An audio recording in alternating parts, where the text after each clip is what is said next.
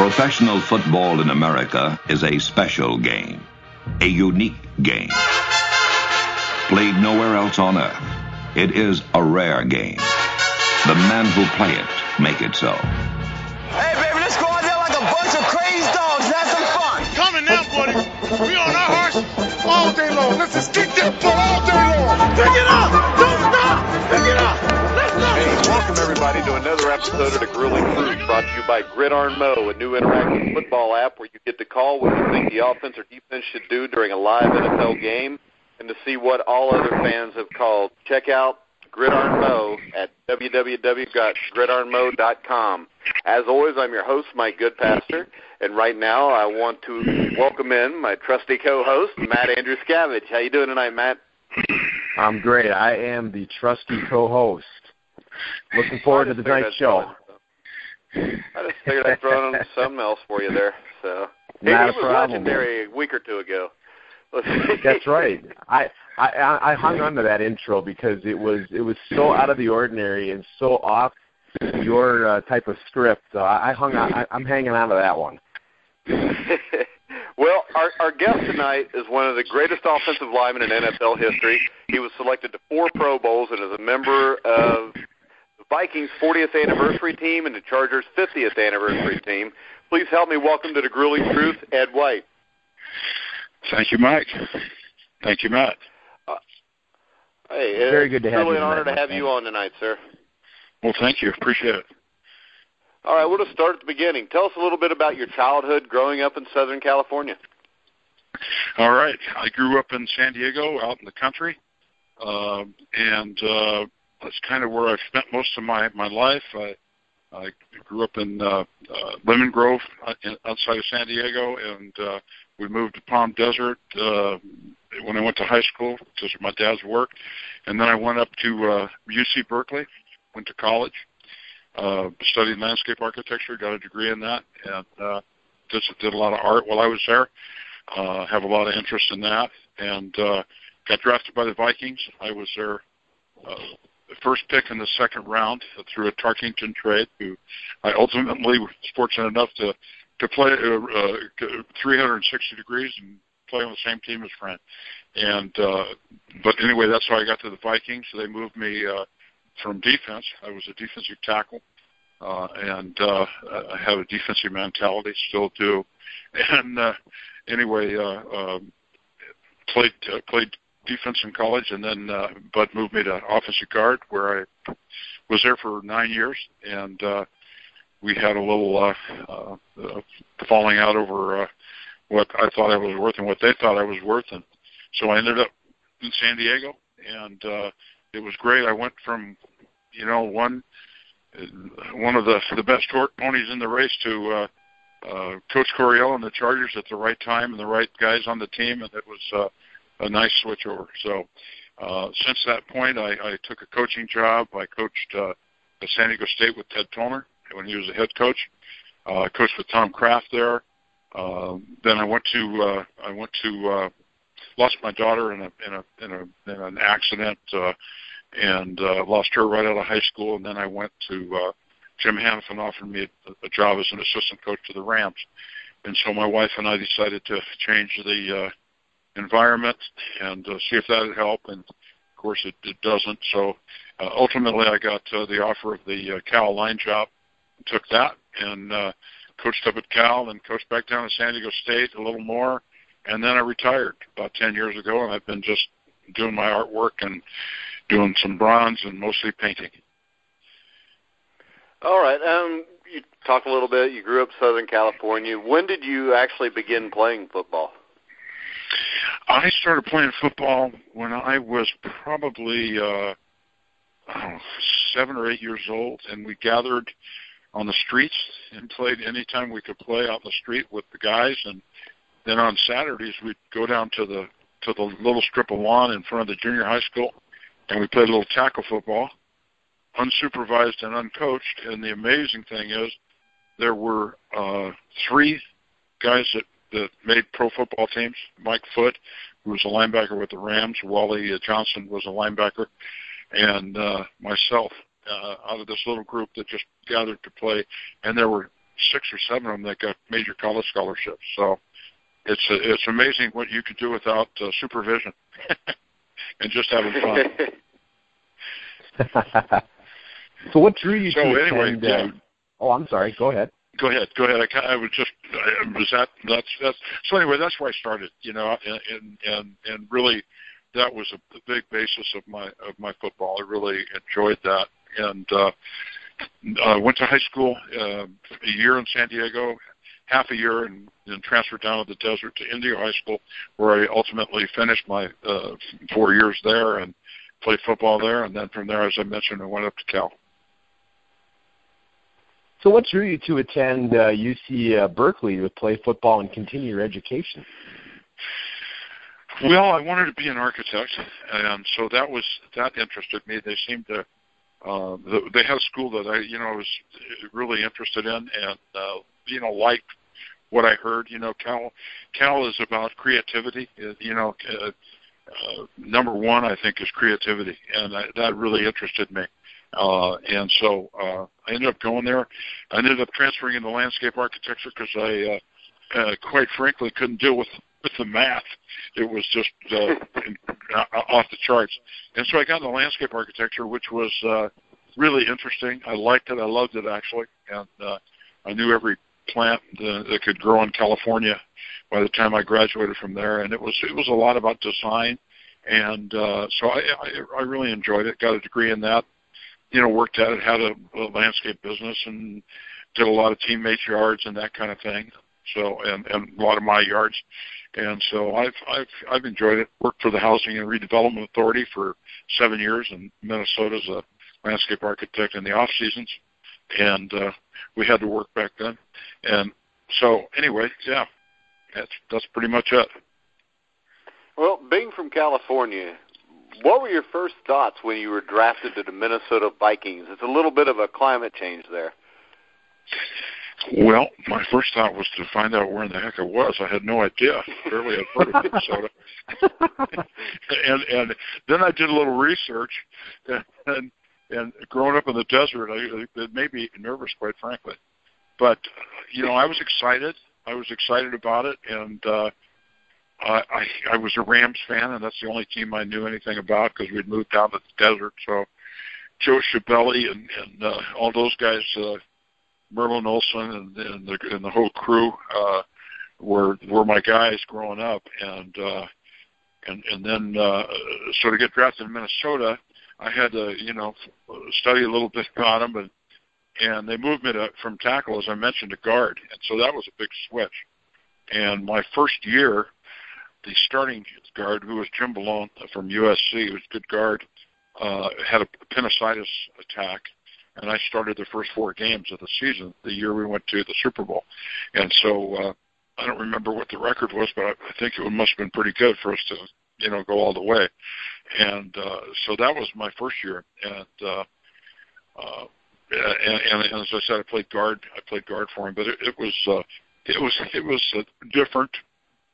And we liked living out in the country, so we ended up living out in the country. And our kids, we'd go snowmobiling all the time, and we really became adapted to the Minnesota life, and we loved it. And we were there for 9 years. Well, like you said, you were a defensive lineman in college, and you get to Minnesota and you make a change like that. What were your thoughts early on when you first were given the switch? How hard was it to adapt to that new position? You know what? I didn't think about it so much like that. I just thought about it like I played defense.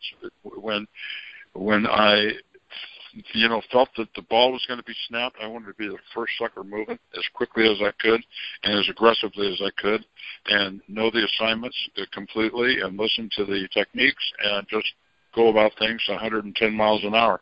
And that's the way I looked at it and did it. And, it worked. It was just, I was like a defensive player playing offense. I mean, to me, it was about explosion and quickness and strength, and but mostly quickness and explosion and transferring your power and things like that, which I was ahead of the curve on that, I think. Well, now the Vikings were a veteran team when you got there. I mean, was there anyone who took you under their wing to mentor you, like an offensive lineman or something, since you were switched immediately? Our offensive line, they were all really great guys. Milt Sunday, Grady Alderman, Mick Tingelhoff, Ron Gerry was a year older than me. So, Ron and I really related to each other. The other guys were, 5, 6 years, 10 years older maybe. And, but they were really good guys. I don't so much as remember anybody mentoring, taking me under their wing, but they were all really good to me. They treated me like a fellow lineman. And I never felt that, I never felt the pressure of being out of that circle there, and I felt a part of it from the beginning. I never felt, and I was lucky. I never felt the pressure of ever having to try to make a team either. That never entered my mind at all at any point, and that was kind of neat. So it was a great start. It was a great start with a great organization. I remember watching Atlanta, and it was like 3/4 way through the season. They had a graphic up on that. They were playing the Packers. I don't know if you guys remember that. And they showed how many offensive linemen had been hurt, and nobody had started every game. This was 6 games into the season, I think, and nobody started every game. And the least was 2 or 3 times they were out of the lineup. The most was like 5 different guys on the line starting. I mean, and I had played with one tackle in Minnesota, Ron Gerry, one tackle in San Diego, Russ Washington, one center, Mick Tingelhoff, and one center in San Diego, Donnie Mason. And that's knowing, we don't even have to talk to each other and we know what they're doing, and that is such an advantage, and I mentioned we were talking, Mike, about different guys in the Hall of Fame and all that, and I look at the center that played for Atlanta, Jeff Van Note, and my gosh, he had to play with 1,000 guys. I mean, what on a losing team, and here I was with teams that, Minnesota was one was in the playoffs every year, but one, I think, out of the 9, and San Diego was just about the same. I just went from one of the best teams to another one of the best teams. So how lucky can a guy get, And so playing for coaches, with people around you that were nurtured and we grew up under those coaching, those 2 great coaches, both should be in the Hall of Fame. How could I go wrong? And then playing next to 4 guys for 90% of my career, that's pretty amazing. The Vikings really were a great team, and unfortunately, they fell short in those 4 Super Bowls. Is there any lingering feeling of disappointment of what might have been, or you just look at your career? No, I don't think so. Yeah, you know what? I look at it as a great achievement, and it was a great group of people from top to bottom, and we had a ball, and we worked hard together, but we worked sensibly hard. But I think Bud was a genius, and he didn't work. He worked to. I mean, we were whole at the end of the season when it really counted.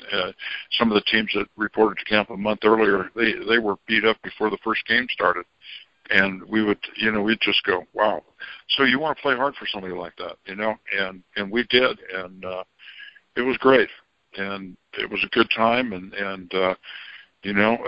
San Diego, like I said, I hit it the same way. I went from being the youngest guy on the team, because my year, I was the only one to make it. The next year, nobody made it. The next year, one guy made it. It was like one guy would make it each year, and Bud would cut some unexpected veteran. Would be how he kept everybody in line, and so I didn't play with a lot of different guys, and it was a very shrewd. Unfortunately, everybody got old at the same time, and that was the time that I had the contract problem with him, and I left, and I was the youngest guy leaving, so it didn't help him. But that it happened, and anyway.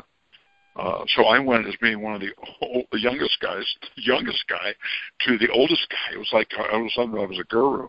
I go out there, I'm a leader. I'm going, whoa, what's going on here? And it was fun. I had a good time, and I shared a lot of Viking wisdom with a young team that really had the talent and really hadn't put it together yet. And Coach Coryell came in, and boom. Just everything lit up everything, and everybody was positive. And Dan was just a great quarterback, great guy, and everything was wonderful.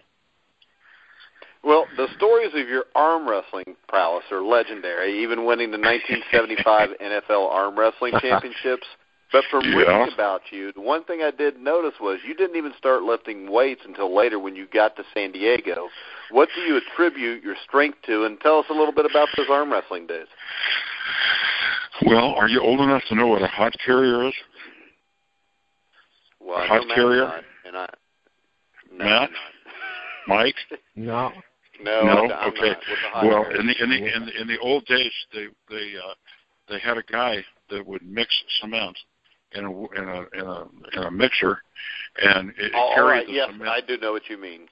Okay, carry the cement in the mixer. So he'd mix the cement. They'd have scaffold. He'd set the scaffold up in front of the plaster. So if it was a 3-story building, it would be 3 stories of scaffold that he had to set up while he's mixing the mud. And then he carries it up on a ladder on a hod that sits on his shoulders. And my dad was a hod carrier. And so, naturally, I grew up being a hod carrier's assistant. And so I worked hard, but I didn't have to lift weights to be strong. And and then when I went to Minnesota, Bud's thinking was right up my alley. He thought that people that lifted weights were stiff, and that it was. And Bud was, I'm sure you know, was a wonderful athlete. He was the best athlete ever to come out of the state of Minnesota. Played 4 sports professionally, and is really a stud. He's about 6'4", and he was a stud. And he didn't believe in lifting weights, so we didn't lift weights. I never had a weight in Minnesota, not one. He believed in like me playing racquetball, and so I played a lot of racquetball. And I didn't lift weights. None of us lifted weights. And so, but my strength came from working for my dad. And in a natural way, lifting, carrying, and all that kind of stuff. I could carry 5 sacks of cement on my shoulder, like 98.8 pounds of sack, and stuff like that. Pushing a wheelbarrow with cement in it to help guys get the plaster up to the top floor, stuff like that. And that was the kind of stuff I would do and come back in the off season and do to get in shape when I go home. Well, your teammate Mick Tingelhoff was just recently inducted into the Hall of Fame. Can you tell us a little bit about Mick as a player and, more importantly, as a man? Well, first of all, Mick was just a great guy, and he was quiet, but he had a real funny sense of humor. He was just extremely nice to me at all times through my entire career, a very respectful person. And my wife's from Nebraska, so we kind of hit it off. And he was just an old Nebraska farm boy from a German family, and he was a tough dude. I don't ever remember him making a mistake. He took on, it was always back then it was an even defense, the big defensive tackles, and the middle linebackers were monsters. Nitschke, Butkus, Lucci, those kind of guys. And it was tough in the middle. It was tough on the ends too, but it was the defensive linemen were big and strong and active, and I don't know. I see some guys that are pretty exceptional today as well. But we had some good ones. There's no question. Hey, real quick, I want to remind everybody you're listening to The Grueling Truth on NGSC Sports. Make sure you check out the website, and remember to go check out Gridiron Mode, a new interactive football app. That's at www.gridironmode.com. All right, you played for two legendary football coaches who seemed on the surface to be polar opposites. Can you talk a little bit about both coaches and their differences and their similarities? Well, let me talk about their similarities. First of all, the biggest similarity was we won a lot of games with both of these guys. That always helps. Yeah, and so that we start with that, and then like they say, there are different ways to skin a cat, and they had different ways to skin a cat. Coach Coryell was a very intense man, a very dear friend of mine. I loved him. I mean, he hired me to coach for him as an assistant line coach when I retired, and we had a real close relationship. And he was just a real passionate. He had a passion that would not, you couldn't imagine that anybody could have a passion for anything like Coach Coryell has. And he felt that the best way to move a football down a field is in the air. There's no question. And he was always wanting to do that. And, Zamberletti and Coach Gibbs and, those kind of guys, always had to battle him on that one to throw some run in there. But he would let you laugh at him. He had a little hair lip. So we'd guys would make a little joke or something, or he'd say something that would just be off the wall and crack you up, and then we'd all. So he was just good that way, and yet he just was so intense, and his intensity was just. We were just always fired up when we got ready to play with Coach. Well, when Mike and I sit down to go through putting questions together, a lot of times we get to we take a look at who the player played with or who they coached with, and we try to get maybe a funny story or two. Your offensive coordinator in Minnesota was Gerry Byrne. Do you have any good Gerry Byrne story for us? Yeah, Gerry was Vince Lombardi's coordinator, and Bud snapped him from Vince, and so Gerry was pretty doggone good.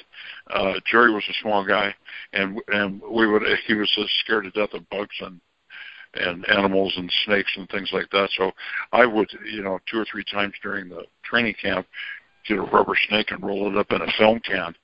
And the film came in cans, and so they'd open the can, and the room was half dark, and the rubber snake would fall out. He'd jump about a mile. And then the classic one was I lowered a spider on him, and we would go down to the midway and practice when the season started. And we came back into town. It was an old baseball field in St. Paul, and they had an old rickety rooms we'd go in, and I wired up some spiders that would come down from the roof and the ice screws and fishing wire. And boy, did I scare him then. And Bud would be in the back. He'd be laughing and howling. He loved it. So Gerry was great that way. He'd go crazy. He'd get upset. But, he was good. Well, in 1977, you left the Vikings. Can you tell us a little bit about what led to that departure?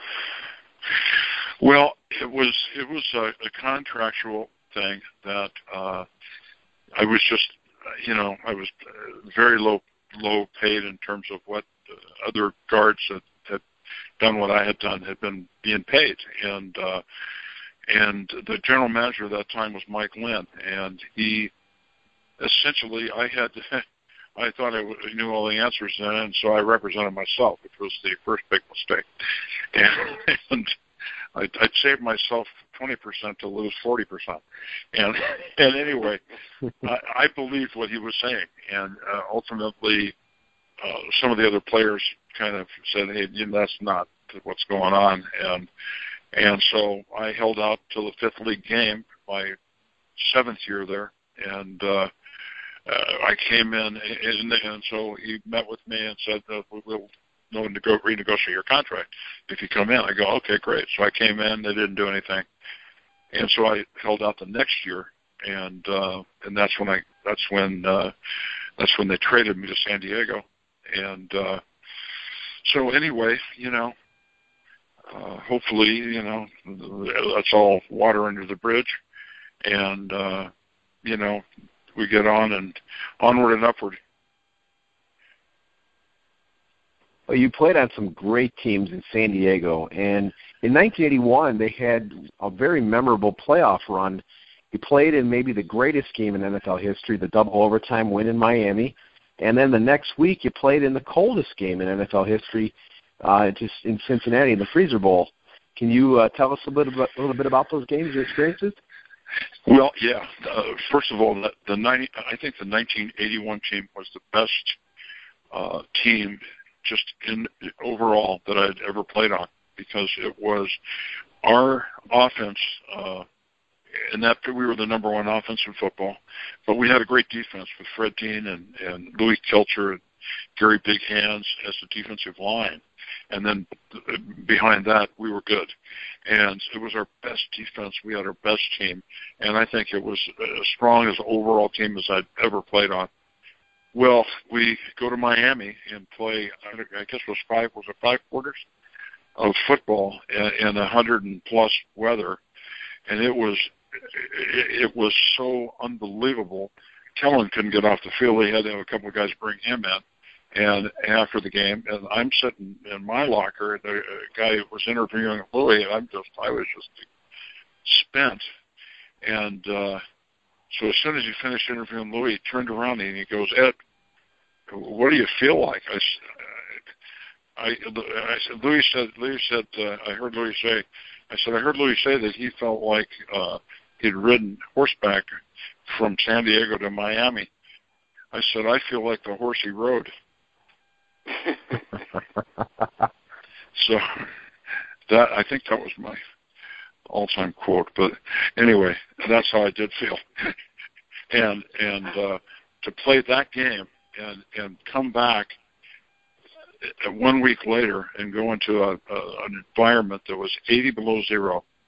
Roselle wanted to move the game to Houston, and Mr. Brown said, "No, you're not going to do that, sir." And you're going to play that right here. We won the home field, and we played it there. But the sad thing was they opened the tunnel doors to allow the wind to blow into our face when our offense was going into that direction. And that not only was it 80 below zero with the wind chill, Fouts got frostbite, but it only happened for us when we were going that way. They'd open those doors up, which was unbelievable. And it ticks me off, and I hope they're listening right now, because that was bad. And but to show you what happens, they play the Niners and they get walloped. And wait a second now, Ed. Now, come on. This is really funny, Ed. I'm a 49er fan. Ed. Well, I'm a sorry Bengals about fan that. I only had 2 good years in 46 years, and now you're going to trash one of them. No. They had a good team. Maybe if the Bengals weren't cheating and making the wind in Dan Fouts' face. We played the Chargers in San Diego a month and a half before that. If they'd have beat us then, we'd have played where it was 80 degrees. What was the score of that game? Was it a close 41 to 17. It was 41 to 17 Bengals. It's the game where Louis Breeden intercepted the pass, brought it back 102 No, yards. what was the score of the game with the Vikings and the Chargers and the Niners? You mean the Bengals? Oh, and no, Niners? no. It was 26-21. Oh, I thought you said the Niners that we played the Niners 2 weeks before that. No. You played the Bengals in the middle of November, and basically that game was what decided who had home field in San Diego. Oh, you beat the Niners. I was laughing at because I'm a Niner fan and he's a Bengal fan, and you were talking about how Mike and I kind of go at it a lot, and you were talking about how the Bengals kind of tipped you off, but they got theirs by losing to the Niners. Well, it did, and that's true. That's true. Hey, but no matter how you. 5. We didn't get our ass whipped the way you said, Ed. Come on. It was only 5. Was it really just 5 points? Yeah, it was a close 21. game.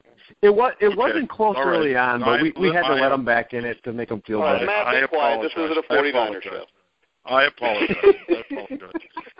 But they did lose, right? It's like, they did lose. I'm an expert at losing in the Super Bowl. Now I'm being ganged up on. You lose, all right? you lose. Ed, you have no idea how much fun this is. He gives me a hard time all the time. Yeah, I give him a hard time, Ed. My team's been to 2 Super Bowls. His has won 4 or 5. So. Yeah, exactly. That's yeah. So who do you think gives who a hard time here, Ed? Yeah, right. I'm usually on the defensive, though, Ed. I think you both get a little bit in. I think you both do all right. All right. So look, we go to 1985 season. You retired. All right. The one thing I always like to hear from people is how would you like fans to remember Ed White, the player? Oh man, I think as a good person that signed everybody, that put an autograph in front of them, didn't want anything for it, and was an average guy, normal guy, and God blessed with a lot of talent and used it right, and a little bit of luck, and there you go. Well, and after retiring, you coached in the NFL and college up to 2004. Tell us a little bit about what you loved about coaching and then why ultimately you walked away from coaching. Well, what I loved about coaching was I felt like I was still one of the guys and sharing technique with young people and how they can be good people. And example is Kyle Turley. I mean, Kyle played the game just like I think that I played the game. Full speed, aggressive, protect your quarterback at all costs, and at the last game of his career donated his game check to Mike Ditka's nonprofit foundation that's helped a lot of my players, helped the player that was homeless that I had. And I like that. And so my hat is off to Mike and his group that they do a fantastic job for the players. And Kyle donated one of his checks. That is what motivates me to be a coach. And I still coach. Right. I still go out and coach. Man, and as Matt said, what made you decide to give up coaching at that level? My knees couldn't take it anymore. And I got kind of tired of hearing myself say the same things over and over again. It's got too much. So I do it now. There's a couple of Ted Tollner's son Bruce has a Rep 1. They rep different college guys, and I work for him and come out and I'll coach their linemen before they go to the combine and before they go to play in an all-star game, and I'll coach them up. Do a little of that, but not a lot. I'm an old man now, 68 years old, and my knees are creaking. So it's hard. It's hard to. Anyway, it's hard to I went out twice last week and helped my son with his high school team, and you got to demonstrate. There's no way to get around it, and you do a little of that on bad knees, and wow. Well, as Matt said earlier, we like to do a lot of background work before we do the interviews. And the thing that really impressed me about you was not the football, because I already knew about that, but that was the artwork that you're involved with. Can you tell us a little bit where you got your love for art? Well, I've always been an artist since I was a little boy, and so art is something that was really part of me. I mean, I'm all the time doing art. I'm either painting or drawing or doing something. And I decided that a lot of times what I've observed through my life is, we squelch that desire to be an artist because you're not going to make enough money to be an artist, or, we equate it to somebody that doesn't want to work. and it's working a different part of their brain. And so I try to share art with young people. I do it with a lot of young people that, haven't had it so good, one reason or another, and they end up in trouble. They're part of it usually is a result of, parents, unfortunately. And I was very, very lucky to have great parents that, took the time to do things with us and be a mom and a dad, and so we could be kids. And a lot of these kids that I work with that never had a chance to be a kid. I also like to work with the native kids, because our native kids don't have a lot for the most part. Not very many tribes have a casino, and a lot of these native kids don't have much.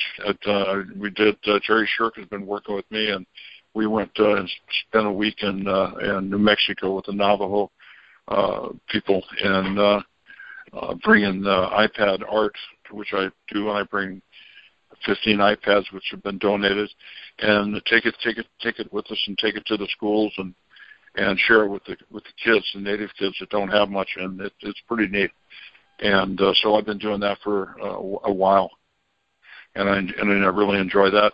And as a part of that, I do a lot of art that I donate to different charities and things, and then I do a ton of art that I don't, and so I'm having fun with it. Tell us a little bit about the Oak Lakes Art Center. The Oak Lake Art Center is it's a nonprofit that I'm the executive director of. The Art Center was called Westford Ho the Wagons, and it was about 30 years ago that a teacher in Julian, this little mountain town I live in, it's about 5,000 people. It's 5,000 feet above sea level. It's about an hour and a half outside of San Diego. So we get a little change of season, and it's an old gold mining town that is kind of a tourist town. And that's where I ended up, and so that's where the Oak Lake Art Center is. And what the center does is what it did was it's the third grade teacher. My wife taught with also an elementary school teacher for 25 years, and taught for 5 years with David Stone, who started Westford Ho the Wagon. So he, in the third grade, you learn the Western migration, and he had a bunch of wagons and all kinds of stuff. Well, David's wife, Jan, and Duran were best of friends, and David contracted leukemia and died. So Jan ended up with this wagon train and this nonprofit, and I go, oh, my God, okay, I'll do it. And I did the Westford Ho thing. I had the kids, they spent the night in the teepees. I got teepees from my Lakota friends, and we set up teepees, and they came to spend the night. And then the forest fires went through and burnt everything. I lost my house, and we lost everything, all the wagons and everything. So I still had the nonprofit, so I called it the Oak Lake Art Center, because I wanted to be more about art. And so what I did was I would go out with my acrylics into a classroom, into a group of kids on probation or one thing or another like that, and they'd paint a picture, and I'd get them a picture, and I'd mat it, put it in a nice plastic sleeve, and they'd go home with an acrylic painting. Well, I thought, the thing about that was how many of those kids are going to have acrylic paints, brushes, blah, blah, blah, blah, blah, and never do that again? I mean, that was a nice thing that they were able to do it, but an iPad, they're going to have an opportunity, because a lot of the schools now buy the iPads for them and use them. And if I could teach them this art program that I know so well, because that's what I've been doing a lot of stuff on, and it's free, and so I go in and show them how to use this little app that's called Draw Free on the iPad, and I teach how to do art with that, and so I leave them with a skill that they can use as they go through elementary school. All right. We've had a lot of players come on our show from your era and a little bit after that even, and it seems that the NFL just kind of forgets about them when they can no longer play. What is your opinion of the way the NFL treats retired players?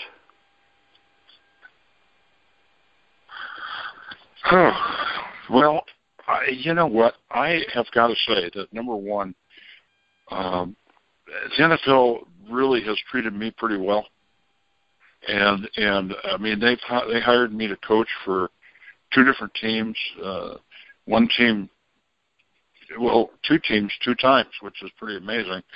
And that was really that would made my transition the transition instead of an abrupt shock. And so you know, they've done a lot of good things for my wife and I. I really can't say anything bad other than I always fight. I came 7 years as a rep for the Vikings. I fight for the little guy that you know, the guys that are out there aren't getting the help they need. And I think there are a lot of old guys that are in that position. And I think there are a lot of guys that are going through, I know there are a lot of guys going through the head injury thing, and I think some of them are embarrassed to talk about it. I know there's more and more of them that are having the early signs of dementia and depression. And, you know, we had one tried to kill himself here just yesterday, I guess, or today, the quarterback. And, you know, it's sad. And so I will fight for that, and I'll fight for what's right, even though I love the NFL. I really do, and I hope they figure it out. But they need to change the rules, even if it hurts the game. They can't tackle like they tackle. They've got to tackle across the bow instead of to and through.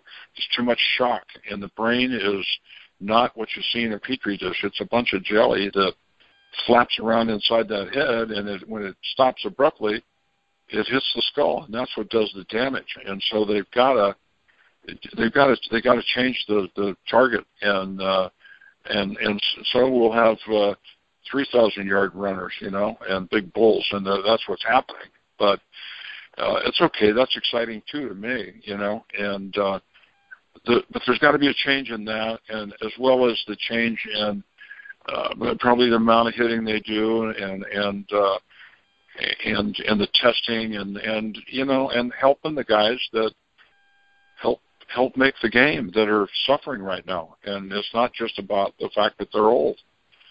And so there's a lot of money being made, and you know, it's like the people out here, they ask me, I'm a San Diego native. I grew up watching the Chargers sneaking in Balboa Park and watching those guys play when Sid Gilman was the coach, and thinking I was Paul Lowe and running the ball in the street, and it was huge, and it's huge for kids, and I hate to see that go, but that's like somebody said, Carbon Policy is saying, hey, your investment is worth millions.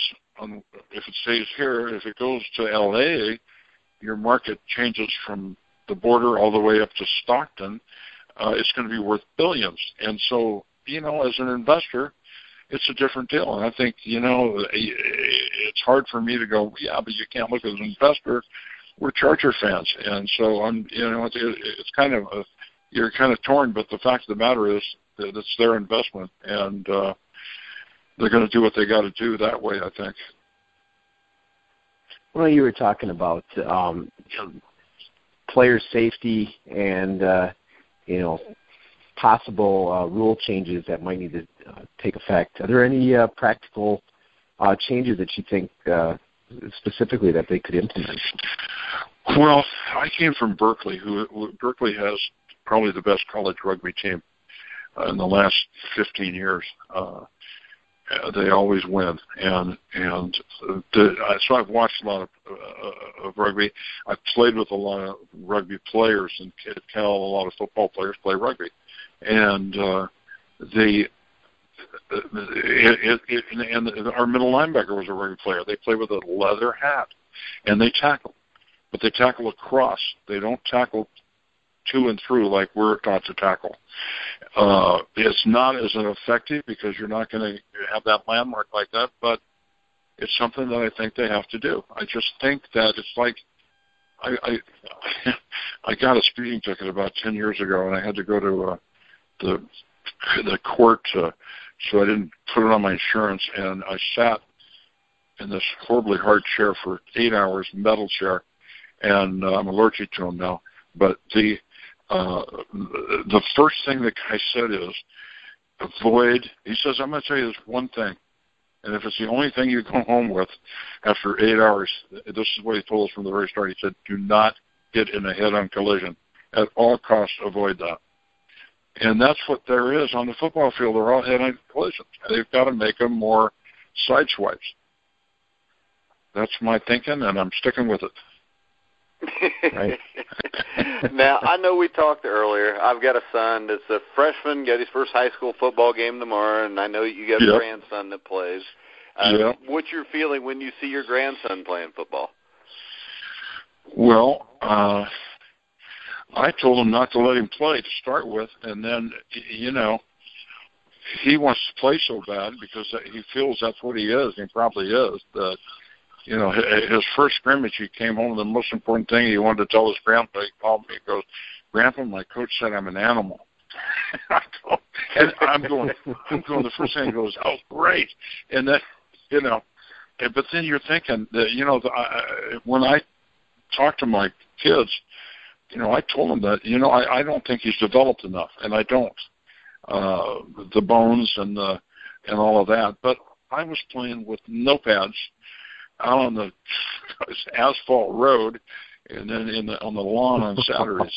You know, so I mean, I don't know, and I really don't. I just again, it's awareness. It's how they're coaching these kids. And this, Mike, you were talking this morning. It's called, what is that football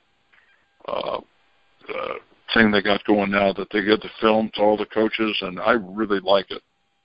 American the huddle, or the heads up football. Yeah, heads up football. Yeah, heads up. That's it. And I think it's like, I know in California it's mandatory. They're going by it to a T. The schools have to show that the kids have to see that movie. They want the drills to start emulating, and I saw the drills. They're very good. And so that's the kind of thing that has to happen at that level, I think. Well, the other problem you've got at that level, though, and see, I think a lot of people put too much emphasis on the NFL causing all these head injuries, because you had the Ohio State player from last year who ended up killing himself. They checked him out, and he had traumatic brain trauma. And you've got the high school level. I mean, you could actually start playing football at the age of 5 and just play through high school, and you've had 13 years of head-on collisions. And I think one thing that you did bring up was, like, you guys were playing when you were 9 years old tackle football. But chances are, without helmets, playing around the concrete, you guys weren't running head into each other. No. It was probably more across the body. Exactly. And the other problem with the heads-up football, I think, is like my son I told you about last year. They did the heads-up football thing, and the coaches complained about it because, you know, they'd come up and talk to me if I thought it was right. They weren't, you know, full-on hitting all the time and everything. But they kept doing that until they lost the first 2 games of the season. And once they lost the first 2 games of the season, they're all running around. We're not tackling well enough. We need to start hitting. So then they start hitting. First thing they do is the damn bull in the ring drill, which serves no purpose other than to let coaches stand around and cheer while kids run head on into each other. Right. But we love the bull in the ring.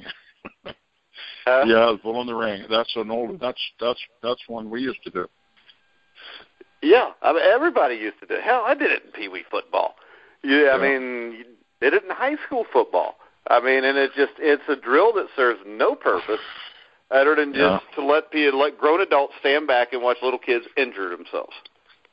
No, you're right. No, it would not be at all a good drill for kids, I don't think.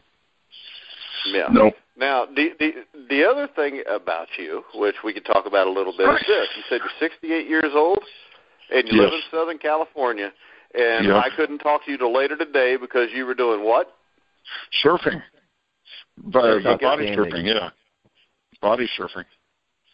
I have my buddy that came out from Texas who went to Cal with me.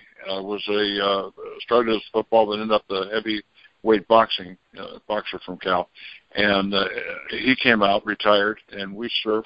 He got in Monday, and got in at 1:00, and we were in the water at 3. And he's 69, right? Well. He's 70. He's 70 now. He's having a little more time problem getting around. No, I'm just No, we had a good time. And we were in every day. Every day, yep. So, Ed, looks like we're out of time almost. We're almost to an hour. You got anything else, Matt? Mike was telling me a little bit about, arm wrestling, and I also heard something about tearing phone books with your bare hands. Oh, yeah. They say you can still tear the phone book in two. Is that true? I probably could. Not the New York one, but I have torn the New York one before. Yeah, wow. It's chi. It's all about chi. This is a secret. That was my secret, is chi, or chai. You can pronounce it either way, but it's the Japanese art of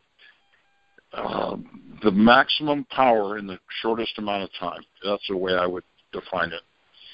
And so that's what I focus on, is that. And arm wrestling has a lot to do with it. Now, the other thing that had a lot to do with it, in high school, I would wrestle for hamburgers, and I never lost a match. That's great. That's a true story. That's a true story. Well, guys, I enjoyed it. It was good. Yeah, hey, it was truly an honor. And I know that there is a Facebook page out, a group page now about Ed White deserves to be in the Hall of Fame. And I think everybody needs to go out and give it a like. And I think we need to work on getting you in the Hall of Fame, because I think you definitely deserve it, sir. Well, thank you, guys. I appreciate it. Have a good time. We appreciate you being on tonight. All right, boys. You're welcome back anytime, Mr. White. All right. Give me a holler. All right, I sure will. All right, guys. Take care. You too. Yep. See you later, Ed. All right, that was Ed White, former San Diego Charger, Minnesota Viking. He came close to Roger Craig on that. Remember, we had Roger Craig, and every team he was ever on made the playoffs. I think Ed only missed 2 or 3 times in 14 years. So. Yeah, I would think he would have definitely got close. And his teams were not the San Francisco 49ers. His teams were teams I liked. But well, yeah, I mean, he played on all those great Bud Grant teams from 69 to 77, and then he goes. And the Coryell teams were great. That's what I was getting at. 1978 is really when the Air Coryell started to really take off, and he's there the first year, and he's there the entire stretch of all the great teams that the Chargers had. Yeah, I mean, if you look at the games that Ed White was involved in, he was involved in Super Bowl IV, the big upset. The other Super Bowls also, but you get the 75 Hail Mary game, the 77 Mud Bowl, the 79 upset loss to the Oilers. As we talked, the 1980 AFC Championship game, which was a great game. The the whole 80 run was good. Yeah, the 81 AFC Championship game against the Cincinnati Bengals. It was the coldest game ever played, and also my favorite game of all time. I'm a Bengals fan. I've only got 2 of them. The other one's the 88 championship game.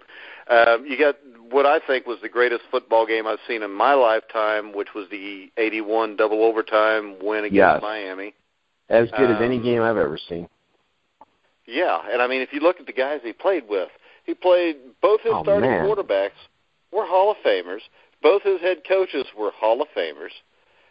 You got guys like Mick Tingelhoff, Ron Gerry, himself, Chuck Foreman, Matt Blair, Carl Eller, Alan Page, Jim Marshall, Jerry Krause.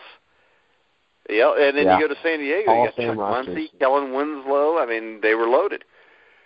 I mean, both teams were. It's a shame he didn't get to win a Super Bowl. But like he said, I mean, it's hard to top playing with that many great players, that many great people. And, in the end, it's probably better than being a San Francisco 49er. But, I thought it was interesting how he brought up, he brought up the center from Atlanta. That he got to play. He played most of his career on losing teams, and he counts himself very blessed. Another one that played with Van Note was the great offensive tackle Mike Ken. And if you remember when we interviewed Gary Jeter, the former Ram great, Giant great, when we asked him the toughest guy he ever went up against, it was Munoz when they were in college and they were teammates, and then it was Mike Ken when he got to the NFL. Right.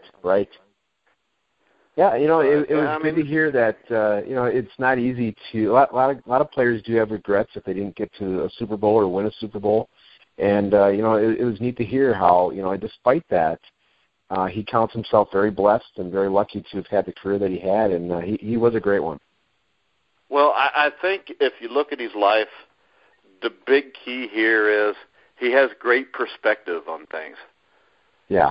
You know, he knows the difference between what's important and what's not. Yes. And I think from talking to him earlier today, talking to him tonight, that's the thing that impresses me the most about him. And it's not just the fact that now that we've talked to him. Before I thought he was a Hall of Fame person, but now I know he's a Hall of Fame person or a Hall of Fame player. I mean, now I know he's also a Hall of Fame person. Right, exactly. Yeah, and I mean, don't if you always look at find guys artwork, that come along like that. Yeah, and the thing that impressed me about the artwork, that's something that 100, 200 years from now is still going to be here. You know, he still will be remembered. Yeah, he might be remembered more for the artwork than the football 200 years from now. You don't know how the world is. You don't know if there'll even be football then. Well, his art is in a lot of private collections around the world. He does a lot of acrylic. He does sculpting. I mean, and then he's talking about doing body surfing at 68 years old. What a talented individual. Yeah. And, I mean, like I said, there's not too many like that anymore. And unfortunately, I don't think there's too many. I mean, because let's face it, the guys that played before 1980 were in it because they loved to play the game. As he talked, I mean, he's hauling concrete, mixing concrete when he's in the NFL in the offseason. 500 pounds of concrete on his back. Man. Yeah. And I'll tell you, my dad owned a construction company. I used to have to hand mix that in the mixer thing, and that's nothing fun to do either. I never had to carry it up a ladder because, you know, I'd have probably been done right then. But I think it was a great interview. Like I said, everybody go check out Ed White Deserves to Be in the Hall of Fame. It's a Facebook group page. Everybody needs to hit that up. I think be sure to check us out on our Facebook. Yeah, you can check us out on our Facebook page, which is just go to Facebook, look up The Grueling Truth. You'll find us right there. Give it a like. You can follow all the shows. Like I said, you could check out the app Gridiron Mo that I know we're always promoting because I think this is just going to be a great app. You can hit it up at www.gridironmo.com. It's where you actually can sit, watch an NFL game with your wife, and you guys can guess the next offensive or defensive play, see who wins, and then compare it to everybody else around the country. And I know me and Matt are going to do that on a Sunday or a Monday night to see who wins. Most definitely. It ain't going to be like them Super Bowls because the Bengal fan will win that game.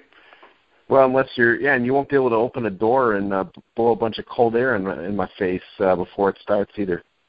Hey, once again, in 1981, in the middle of November, the Bengals beat the Chargers in San Diego 41-17.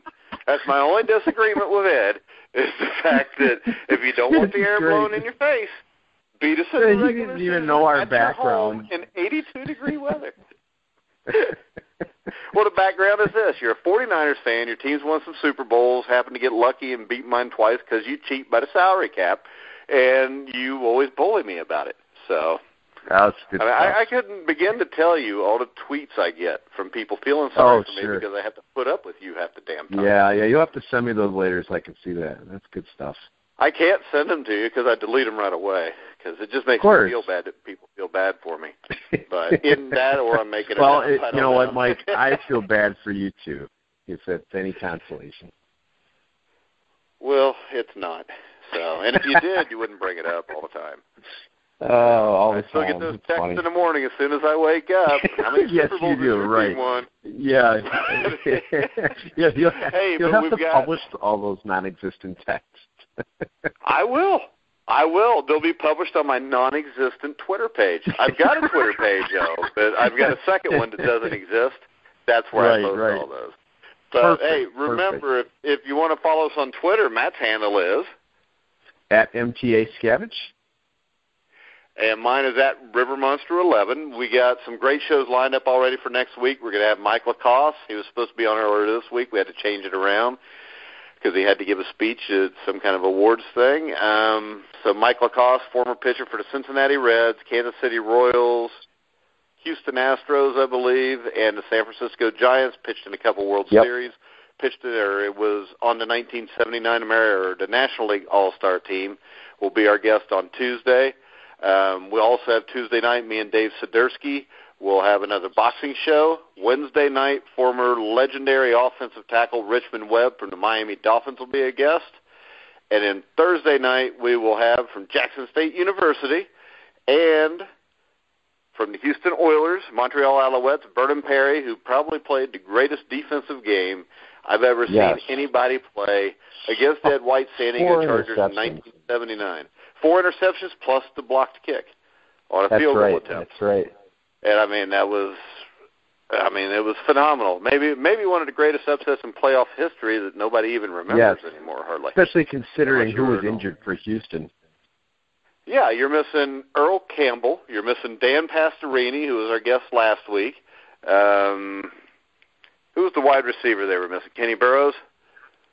I think it was Kenny Burroughs that was out, yep. Yeah, I think it was Kenny Burroughs. They're missing all three. And then we found out from Dan Pastorini last week that the 126 yards that Rob Carpenter gained in that game was on a broken ankle. Yeah, who knew that? I don't remember that. Yeah. He ran pretty good for having a broken ankle. No doubt. Hey, but remember, guys, we're about to get out of here, wrap up another week on The Grueling Truth on NGSC Sports. Make sure you check out Gridiron Mo at www.gridironmo.com. Remember, next week, Mike Lacoste, Richmond Webb, Vernon Perry, our Tuesday night boxing show with me and Dave Sidursky. When's your next 49ers Weekly show, Matt? It probably will be next week. I think it's going to be Monday. We may have, I believe we're going to get William Floyd, former 49er fullback. Okay, well, I figured we had to have a 49er show on the network because Matt was here. And if Dexter can't ever make it, your Bengals show's on the way.